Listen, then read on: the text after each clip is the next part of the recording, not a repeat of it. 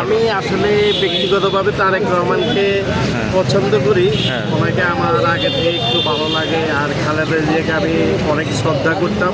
ব্যক্তিগতভাবে আমি ওনার সাথে 2012 সালে চিরমন্ত্রী সম্মেলন কেন্দ্রে একটা সাক্ষাৎ করি। আচ্ছা, ঈদের সময় আর কি, এমনি তো দেখা করা আপনার কাছে কি মনে হয় তারেক রহমানের যে উদ্যোগগুলো নিচ্ছে এগুলো দেশের জন্য কীরকম ফলপ্রসূ হতে পারে? এগুলো আলহামদুলিল্লাহ এখনো পর্যন্ত উনি যেভাবে কাজ করতেছে, যেভাবে সে মাথা ঠান্ডা রেখে শান্তভাবে কাজ করতেছে, ইনশাল্লাহ দেশ শীঘ্রই এগিয়ে যাবে যদি এই ধারাবাহিকতাটা ধরে রাখতে পারে।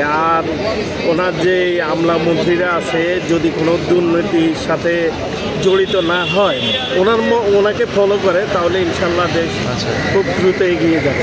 আচ্ছা, এই যে বর্তমানে ইন্ডিয়া এবং চীন, এই দুইটা দেশের সাথে কূটনৈতিক সম্পর্ক বজায় রাখার জন্য আসলে কি করা উচিত বলে আপনি মনে করেন, বা কি হলে বাংলাদেশের জন্য ভালো হয়?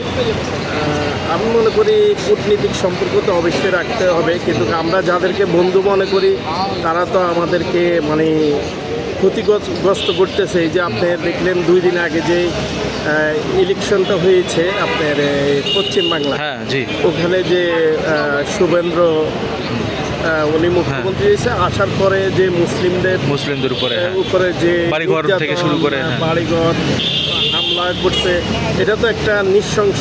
এটা তো তারা, আমরা যদি বন্ধুত্বর হাতে গিয়ে দিই, কিন্তু তারা তো চাচ্ছে না, তারা তো সেটা দেখতেছে।